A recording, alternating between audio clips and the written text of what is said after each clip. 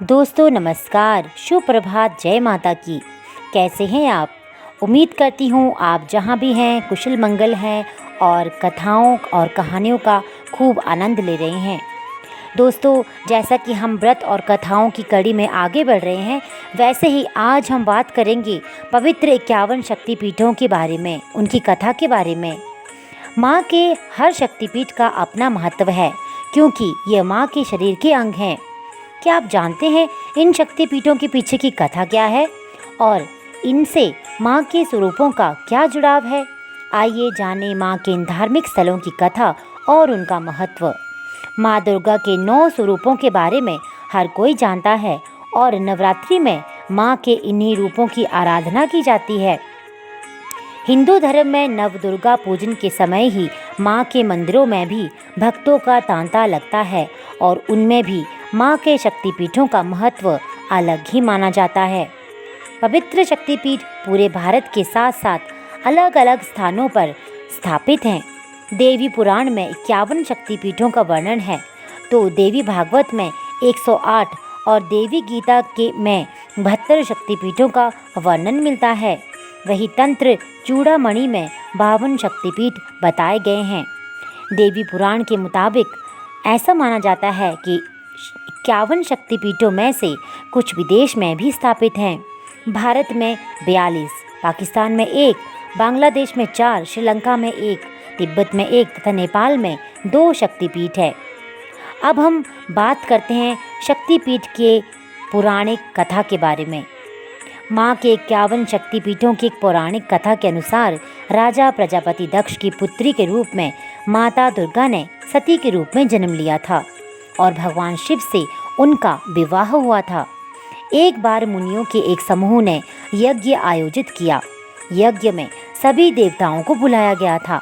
जब राजा दक्ष आए तो सभी लोग खड़े हो गए, लेकिन भगवान शिव खड़े नहीं हुए। भगवान शिव दक्ष के दामाद थे।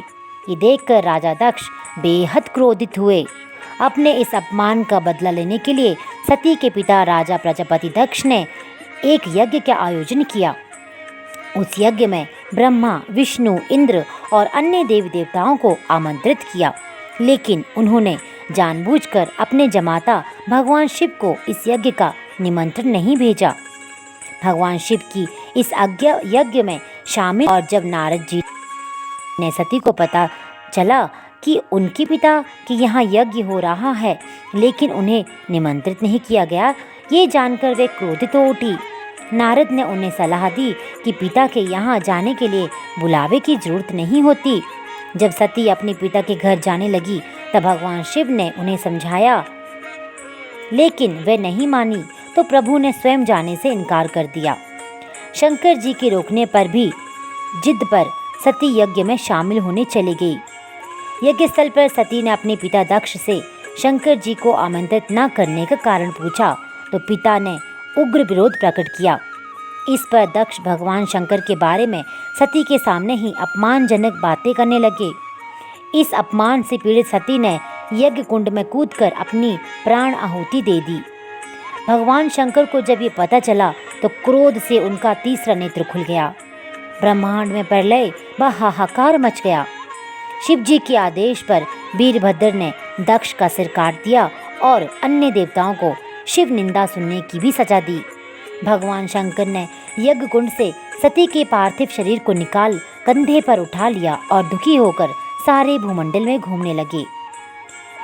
भगवान सती ने शिव जी को दर्शन दिए और कहा कि जिस जिस स्थान पर उनके शरीर के अंग अलग होकर गिरेंगे, वहाँ महाशक्तिपीठ का उदय होगा। सती का शव लेकर शिव पृथ्वी पर घूमते हुए तांडव भी करने लगे, जिससे पृथ्वी पर प्रलय की स्थिति उत्पन्न होने लगी। पृथ्वी समेत तीनों लोगों को व्याकुल देखकर भगवान विष्णु अपने सुदर्शन चक्र से सती के शरीर को खंड खंड कर धरती पर गिराते गए। जब जब शिव नृत्य मुद्रा में पैर पटकते, विष्णु अपने चक्र से माता के शरीर का कोई अंग काटकर उसके टुकड़े पृथ्वी पर गिरा देते। शास्त्रों के अनुसार इस प्रकार जहाँ जहाँ सती के अंग के टुकड़े, उनके वस्त्र या आभूषण गिरे, वहाँ वहाँ शक्तिपीठ का उदय हुआ। इस तरह 51 स्थानों में माता के शक्तिपीठों का निर्माण हुआ।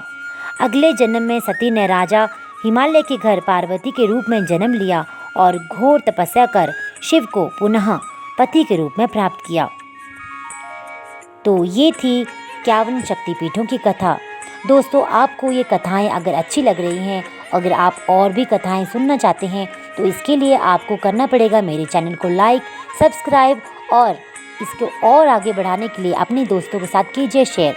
आपका दिन शुभ हो, मंगलमय हो। धन्यवाद। जय माता दी।